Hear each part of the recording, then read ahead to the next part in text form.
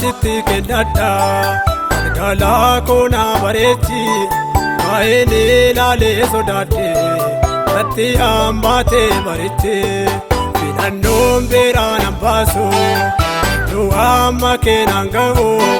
gooftaa yoo sin taa'e malee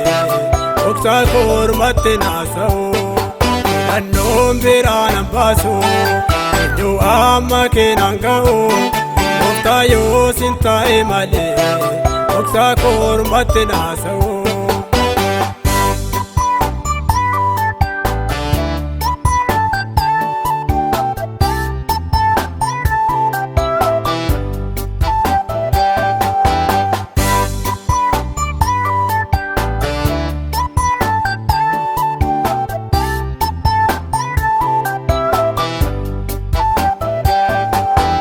Koo keessan argita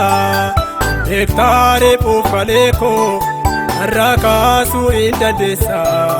isa ulfaata baakoo miidhamaa qaba keessi koo ammayyeetu na boosisa jalqabaa koo har'a laalee inni koo natti roorrisa miidhamaa qaba keessi koo ammayyeetu na boosisa jalqabaa koo har'a laalee inni koo natti roorrisa.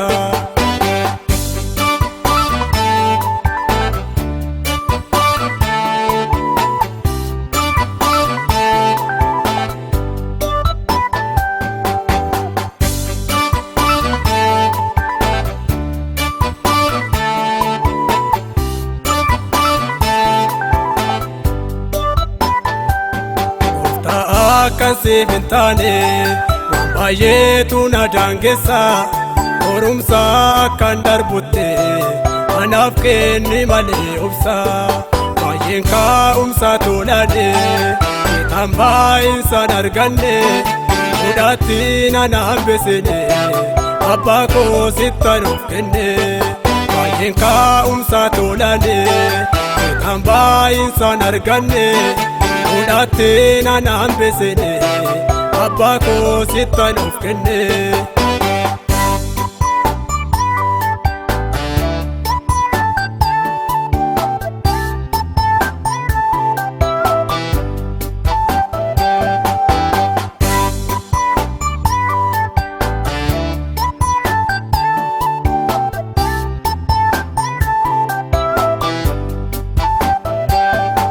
Beekawa beenaan ta'u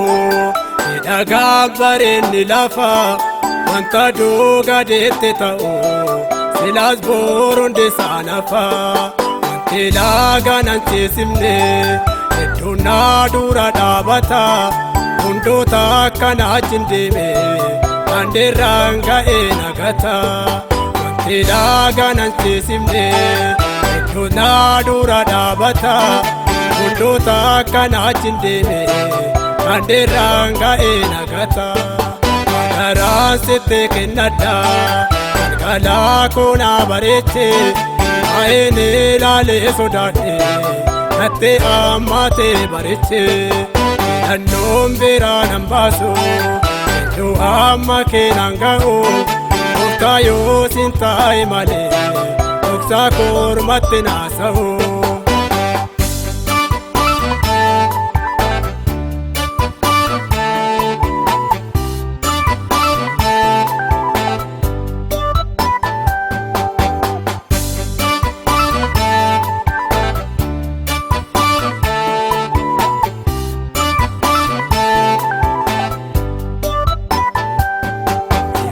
Galgalaa ingati wajaako jalqabaa koo miti bareechi dhumaako akka namaa galfata koo nyaattu kanaan dhageessee bineensaaf nan laattu maanaa galgalaa ingati wajaako jalqabaa koo miti bareechi dhumaako akka namaa galfata koo nyaattu kanaan dhageessee bineensaaf nan laattu imaanaa galgalaa ingati wajaako jalqabaa koo miti bareechi dhuma koo akka nama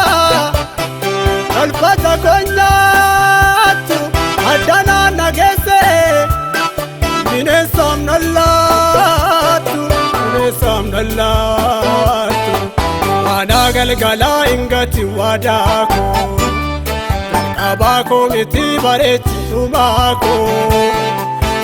akka namaa galfata koo nyaattu kanaan nageessee bineensaaf nallaattu mana galgala ingati wadaako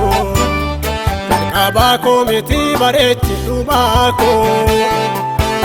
akka namaa galfata koo nyaattu kanaan nageessee bineensaaf nallaattu.